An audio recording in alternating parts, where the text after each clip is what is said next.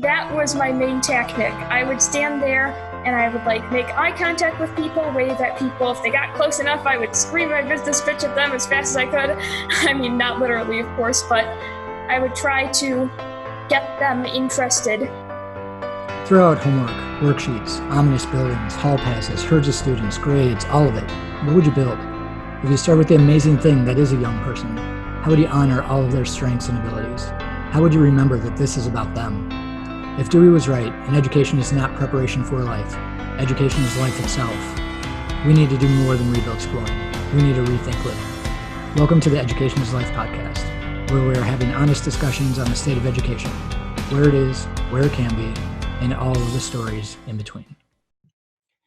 Welcome back to Education is Life. Rob Hughey here. Today, we are embarking upon kids and entrepreneurship. It's an important part of Greenfields and what we do.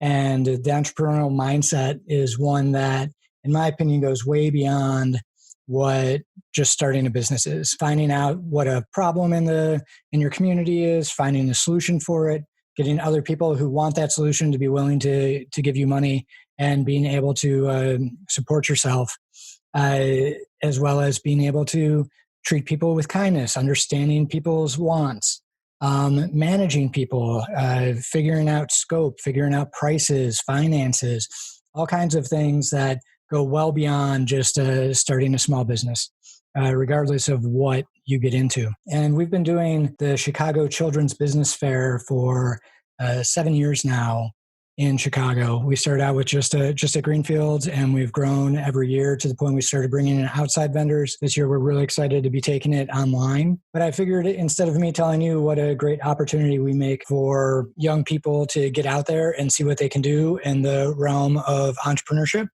I would bring on one of our founding Griffins, Aviva. She's been with Greenfield since day one. Welcome, Aviva. Yeah, hi. So, Aviva, how many businesses have you done now? Do you remember? Yes, I've done 6 years of business fair, but I believe for 2 of them, I was doing the same business. So I would say 5.5 businesses. Does that make sense? I'm not sure.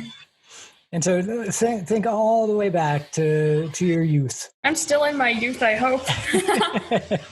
What was the first business that you put together? It was called Miss Ornament, not ornament as in the thing you put on your tree, but yes, it was the thing you put on your tree, but spelled as in mint, like the plant or the thing you put in your mouth after a dinner that made your mouth smelly. I bought ornaments from the store that were glass and round, and I put crayons inside and melted the wax so it made swirling colors inside. And with every purchase, you got a mint, Miss Ornament, a mint with every purchase. I think it was more to satisfy my desire for mints sneaking up behind the business fair table. But it was a fun business. And how old were you? 7.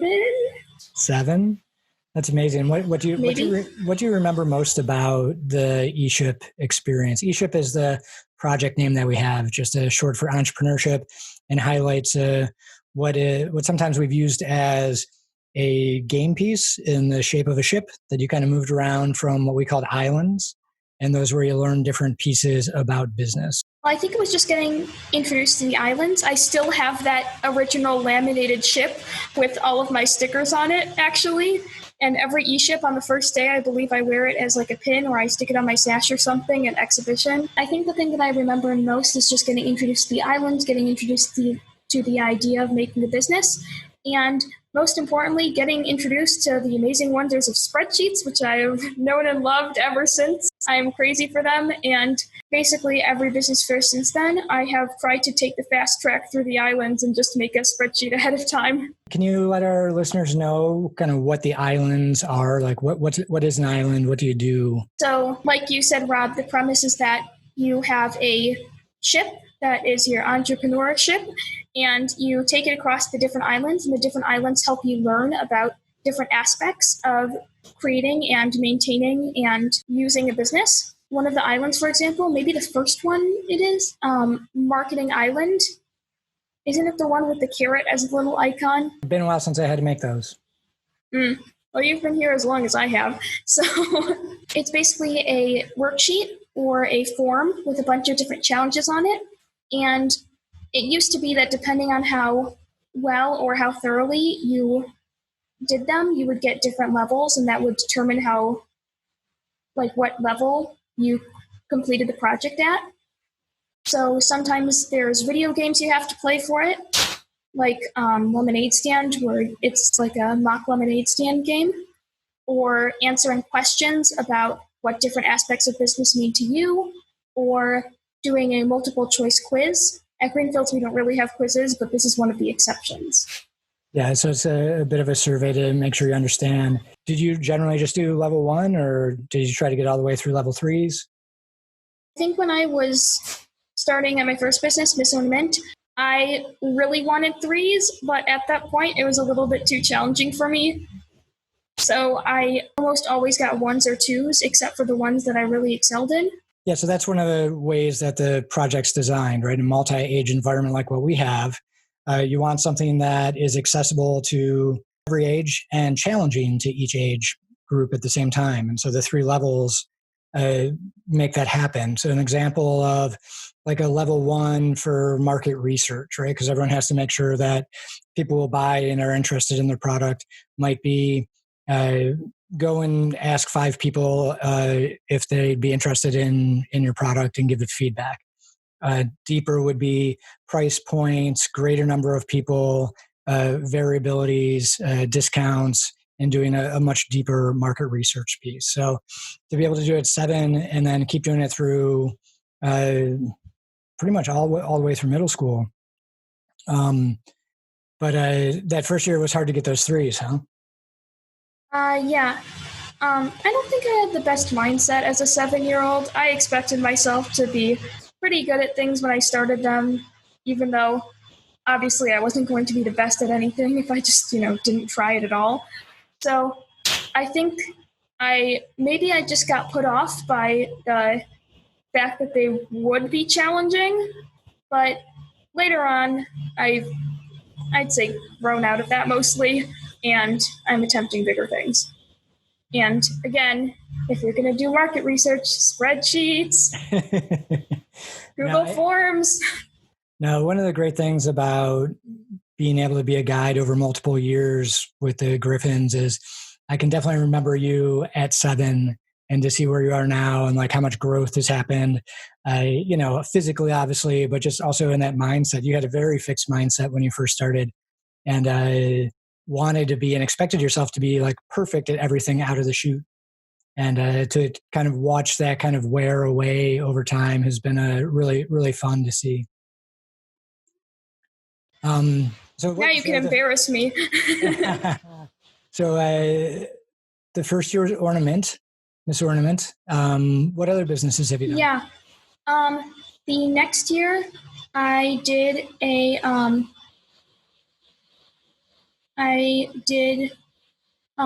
Very Cute. I was very into the idea that I was really into magic at that age. I think it was like 8 or 9, and I had cute hair and it was springy, and it definitely went along with the theme. And I really worked hard on my presentation for that one. And so I made some fairies out of basic materials. I had watched this thing earlier where you can make them out of pipe cleaners and a wooden, I don't know, what do you call it? A wooden bead, maybe? But a large wooden bead, and that was the head, and I drew little faces on them and put hair on them out of embroidery thread, and it was a very fun project. I think I still have one of those fairies around here somewhere. Maybe. My dad still has the math fairy, Hexagonia Pi, sitting in his office. And yes, it makes me embarrassed because I can do so much better now. And so that was the fairies. And then year 3. What did I do year 3? I know what I did year 4 because I was very upset with myself. Uh-oh, what was year 4? Ooh, year 4 was when I decided to do custom things, and custom things, they suck. Do not do custom unless you are prepared to cater to everybody's whims for 3 months after the fact. So what did you do that was custom? I'm pretty sure year 4 it was. I did custom portraits, and thank God that I said that I was going to use the light box, because if I was not using the light box, I was not very good at realistic drawing at that point. I mean, I've gotten better now, but still I don't think I would have been able to do any of that without the light box. And it was called Out of the Box, as in thinking outside the box. And there were two options. You could either have a cartoon portrait or a realistic portrait. And big surprise, I thought everybody was going to say cartoon, which was really easy for me. And I offered an option where you could choose to do it realistically. Oh my God, so many long nights. So I probably spent an hour to 2 hours every night drawing when I could be doing other schoolwork and getting ahead and things like that. Until right before my birthday, which is late February. So that was extremely stressful. And another thing, do not expect people to send their pictures or photos or anything to you. If you can, have it ready at the business fair, ready to go, because they will not follow through. I would say about 15% of the people that sign up, they will not follow through. You will have to email about 20% of them over and over again. About 25% of them will not be super responsive. So just be prepared for that. Yes, yeah. It sounds like a few things on custom, right? Be prepared to put in the time and don't offer up to do something custom that you can't do really well. I would say guidelines for making businesses. You should do something that appeals to every gender. You should do something that appeals to any age. I would say, like, if you're offering something that some people can't eat because of an allergy, then that wouldn't be good. If you're offering something that has a lot of pink and sparkles on it, sure, there's a lot of people who are different genders that like pink and sparkles, but I'm sure that you're going to attract a lot more female people or people who identify as female by putting pink and sparkles on your stuff. So make something that's useful and that you can produce in massive amounts if need be. So again, that's why custom isn't good. You can have customization options, for example, like having your stuff printed on a fancier paper or getting extra things or a deal, but do not do custom, please, unless you're prepared to accept that responsibility. You probably want to make sure you're charging for it, right? Yeah, oftentimes my products are the most expensive at business fair, but it's so worth it to see that over 90% on your gross margin on your beautiful spreadsheet. So gross margin, when did you learn about gross margin? First year. Year one, 7 years old, figuring out what. Oh yeah, that was so fun. Do you remember what your gross margin was? Year one? I could probably go find the spreadsheet, but I'm not on the right computer for that. You know, you've done all these different businesses. Which one were you most proud of? I would definitely say the calendar business. That was the one that I did for 2 years. And I would say that coloring calendars was probably the most successful one too. Oh, I know what I did year 3. Ollivanders Jr., the wand business. Ah, yes. I was still so into wands and fairies and stuff. Again, I'm really embarrassing myself here. Well, those are amazing wands, though. Those are handmade wooden wands that you put different types of stone into, right? Yeah. Yeah, those are cool. Yeah, and you charge some pretty good money for that too. Yeah, the smallest wands, which were literally just like a varnished stick that I carved and spent some good time carving too, were, what was it, $6, $6.50.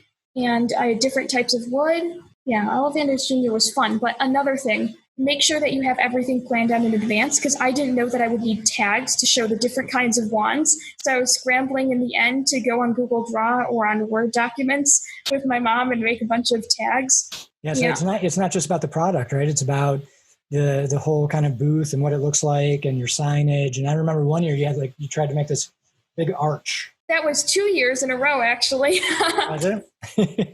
I did it for Out of the Box or Outside the Box. I can't remember what I called it now. In any case, it was a very tall poster board arch that I covered in sheets of paper, so it looked like it was like raining down. And that took a while, and it was very hard to transport, but it was so worth it in the end. And it definitely added to the aesthetic. And then the next year, I wanted to make a floating cloud arch. I have always prided myself on presentation, and man, that was a struggle. I remember I was like trying desperately to get it to stick to the edges of the table. And weren't we in a new venue? We were in a new venue that year, so I didn't even know what my table would look like. So I made the coat hanger wire arch as big as possible so I could stick it over the table, and then it didn't fit, and then I couldn't affix it. So I was forced to prop it up with some of the other things, which kept on falling over. So that was not very good, but it definitely looks good in the pictures, I'd say. Do you think that helped draw people over to your booth? No, because I sold nothing at that business fair. Everything is from pre-orders. Ship it out to your family and friends, and they will definitely be more interested in buying because they have more time to consider it than anybody else at the business fair. I would say that most of my revenue came from pre-orders that year, and actually every year. So every year I've sent out an email message to family and friends, notifying them of the details and whereabouts of the business fair. This year it's going to be pretty weird because of the online format. And anybody else that you know, or if you're into social media, do networking for that.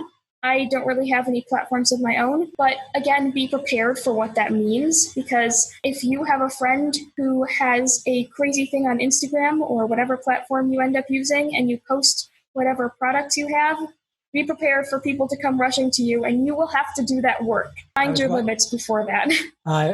Thomas needed to use my computer today. His ran out of battery to get on a call, and they were watching Kane's Arcade. You remember that video? Oh, yes, Kane's Arcade. And, talk about being prepared to serve people who you aren't ready for. I mean, that kid went from 0 customers to that had 1,000 people there. Yeah, that's insane. But that's a great video to check out, everybody. It's this young person had to be with his dad during work because they had nowhere else to go on the weekends.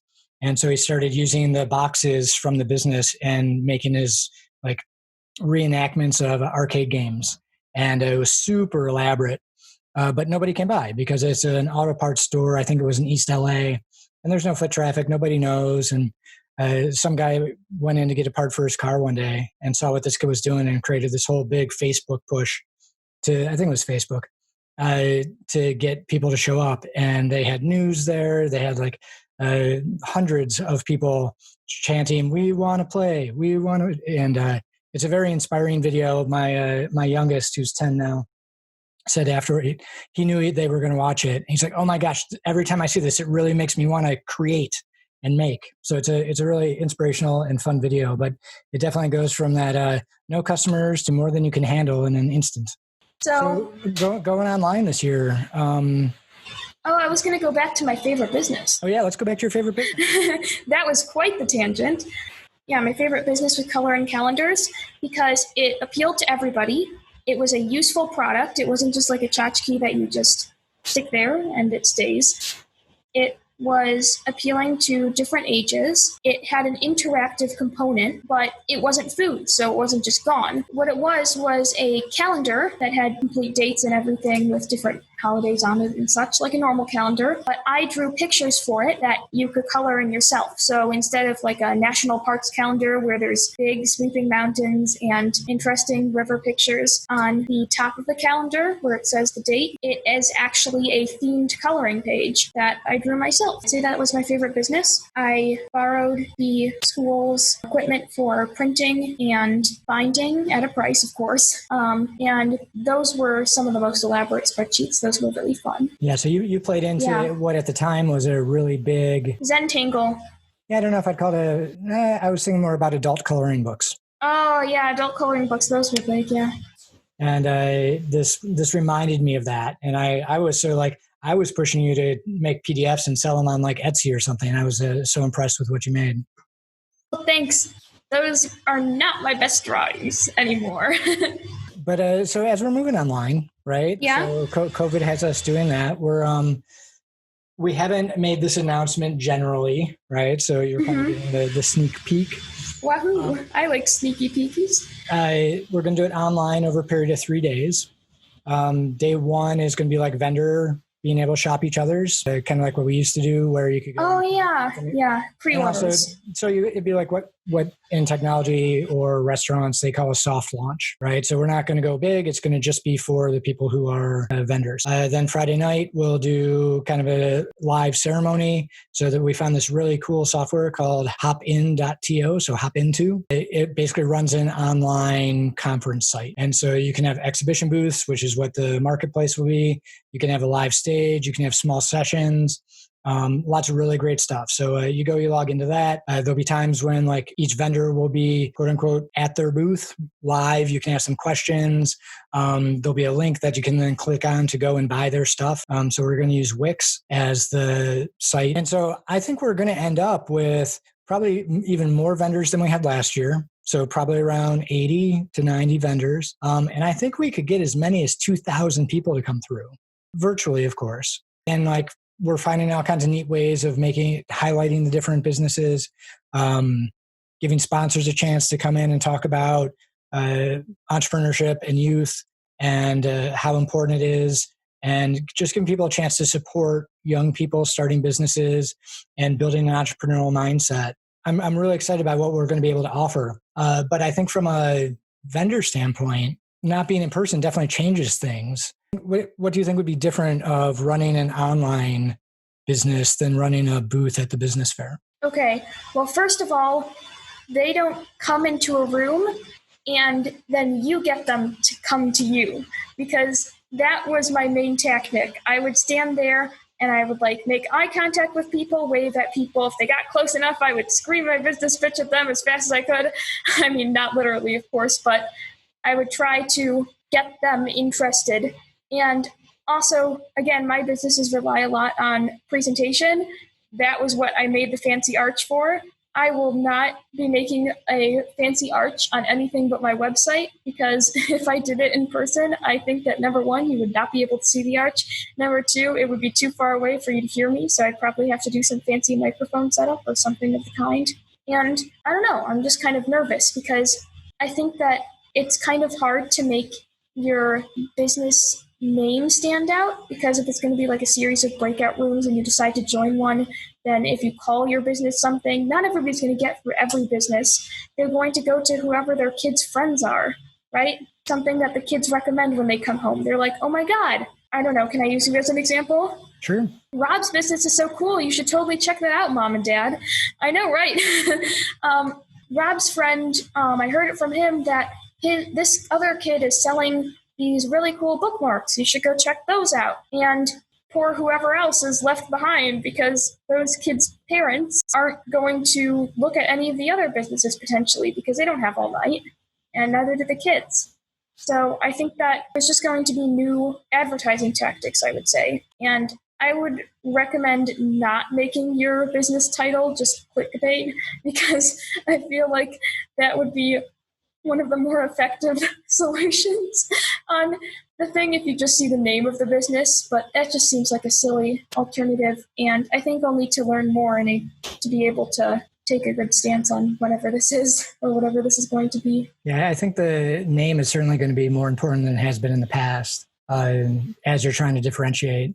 And I think that's part of our job as the people putting on the business fair, is making sure that every business has a way to be highlighted. And that's why we're doing it over 3 days instead of a couple hours too. And, to kind of chunk up the businesses, give each of them kind of a spotlight moment over the weekend. And I also think, it's one thing to be able to, like, you obviously did a lot of pre-orders. You did kind of what in the old world would be called direct mail type pieces and get the word out of what you're doing. Now I think that much more available to everybody, right? So friends and family across the world can come and be part of this. It doesn't just have to be the people who can drive to wherever we're putting the business fair on. So I think we can end up with a lot more people showing up. And then the question is, how do we keep them engaged? And how do we get them to visit as many businesses as possible? Yeah, when I did pre-orders, it wasn't just people in the surrounding area who could come.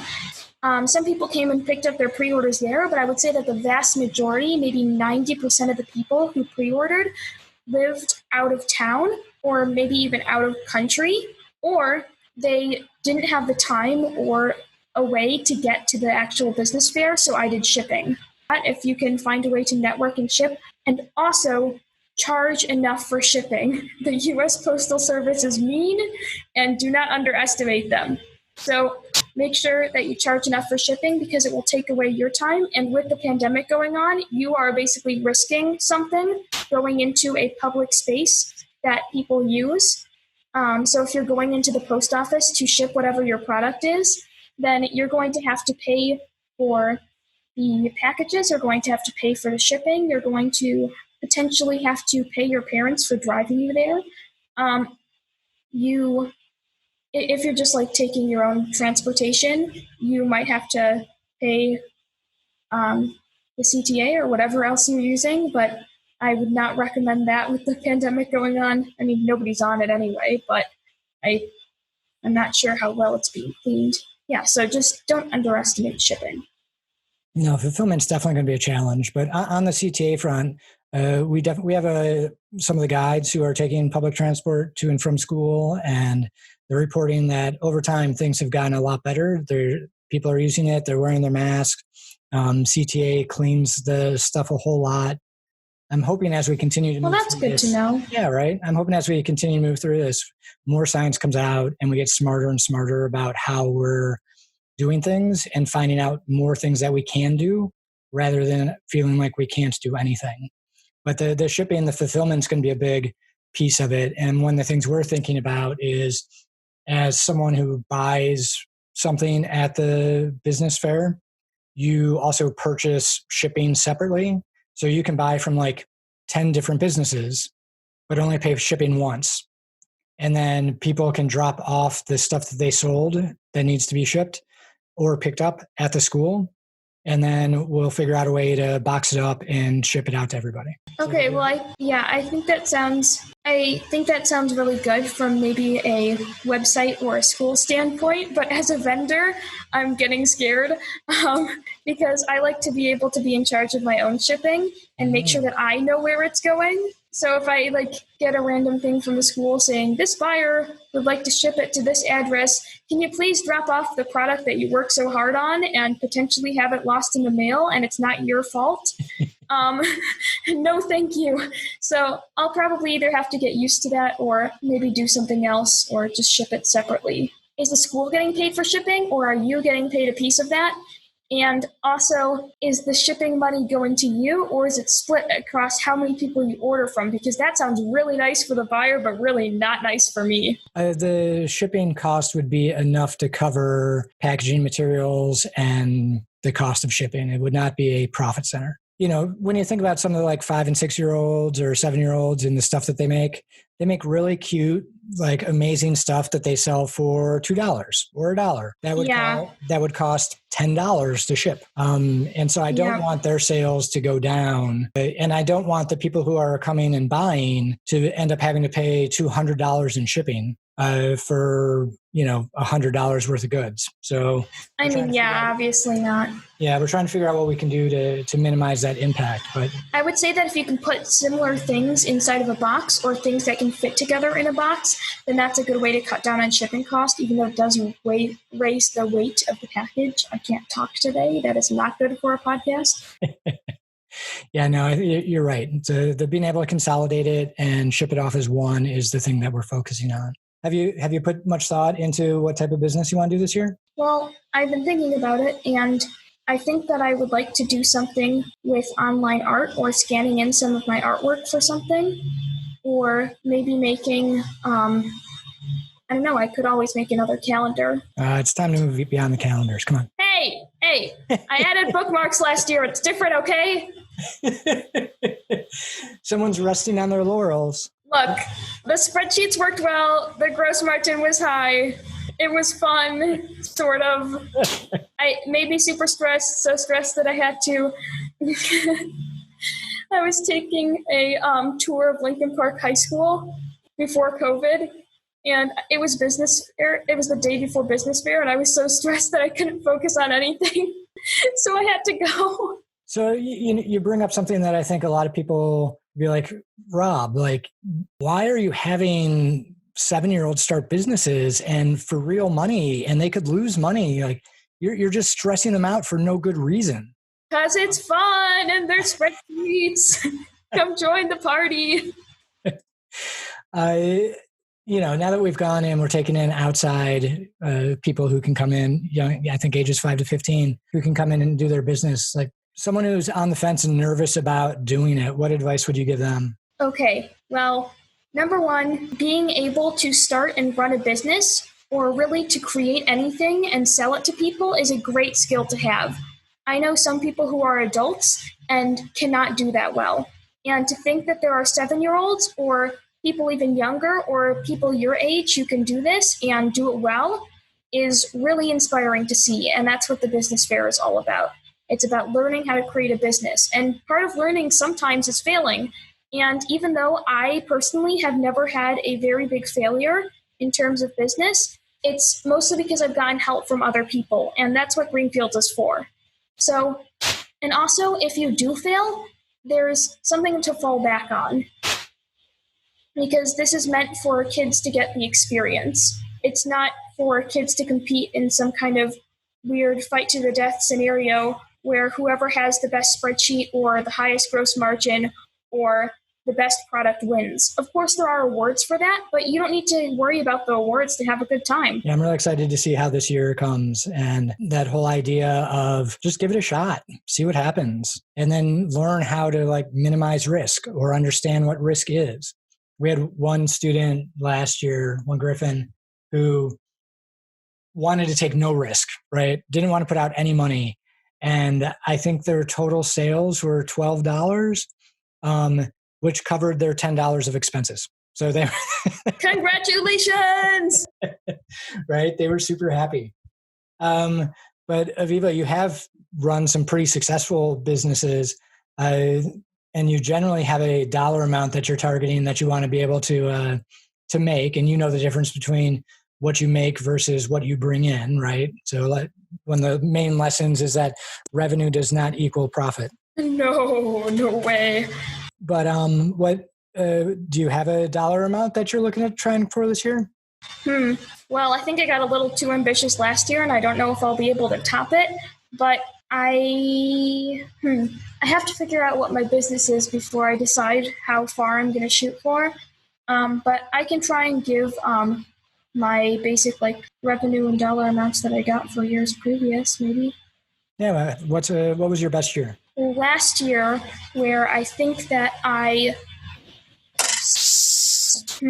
think my revenue was around $1,400, and I kept high 900s. That's pretty amazing.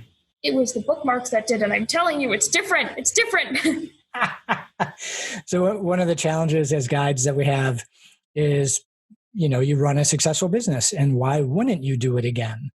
And outside of the business fair, certainly that's what you would do, right? That's what businesses aim to do, is how can I create a product stream that is going to be consistent and dependable and make money for me? And from an educator standpoint, from a guide standpoint, what more can you do, right? How can you do this bigger? Because you can say passion project we do every year, but I think that's wildly different.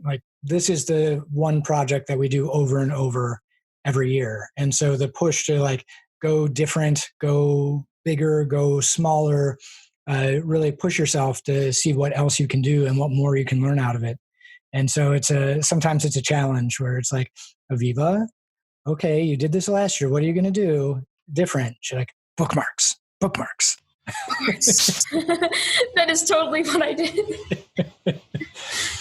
And so I am excited to not only see what you come up with, but to hopefully be one of your customers again. I think the business fair is one of the greatest things that we do. I'm really excited about what it's going to be. If you are listening and you want to if you want to participate, or if you're an adult and want your child to participate or know a young person who would like to participate, go to ChicagoChildren'sBusinessFair.com, ChicagoChildren'sBusinessFair.com, and register there as long as there's still some spots left. But it's going to be a great event. Anyway, we're looking at November 12th, I think it is. Or November 13th, right in there as the kind of kickoff. I know you're not supposed to talk about dates on podcasts, but here we have it. Really excited about the business fair and all the things that you learn. Aviva, do you think you're going to end up being an entrepreneur when you grow up? I'm a nerd, and I think that one day I will end up working in a museum. If COVID is over, I will go back to working in a museum. I think for some people that begs the question of, why should you start all these businesses and learn how to do it if it's not something that you're actually interested in doing in the long run? What do you think you're getting out of it? Well, I mean, it's the same argument as like learning how to read the classics. You might not grow up to be a librarian, but it can still teach you valuable lessons. Like, you might not grow up to start and run a business, but learning how to evaluate risk and learning how to use certain parts of math to figure out how successful you're going to be, figure out how to create a product that people will enjoy, figuring out how to pitch something successfully to people so that they'll actually be interested, learning how to present yourself well, public speaking. There's a whole lot of things you can learn from doing the business fair. And you may not grow up to start and run a business, but it's going to be fun. And there's spreadsheets and there's bookmarks. If only you could put bookmarks in the spreadsheet. I did. You're forgetting that I have a bookmark spreadsheet. I think you said it very well. And it's been such a great part of my life, watching you grow and develop into the person that you are today. And I look forward to seeing that continue. And I definitely look forward to seeing the business that you come up with. Thanks. Thanks for joining us, Aviva. And we'll probably have you back after the business fair, see how it went. I don't know. I've been thinking during this discussion about what I can do, especially since it's in an online format. And I think I want to stick with the thing of doing art that I can sell over and over again, kind of like the calendars. So I might do digital art, like backgrounds for your phone and tablet and like wallpaper and things. Or like Zoom backgrounds. Or Zoom backgrounds, yeah. I could probably do some funny ones where you can like have a mustache or something. Or a hat on top of your head if you sit in the correct position. I don't know. Can't give it all away here. Well, there's the suspense. Thanks for being on Education is Life. And everybody else, we look forward to having you back next time. Thanks for joining us. If you enjoyed what you heard, please subscribe and tune in next time for a fresh new episode of Education is Life.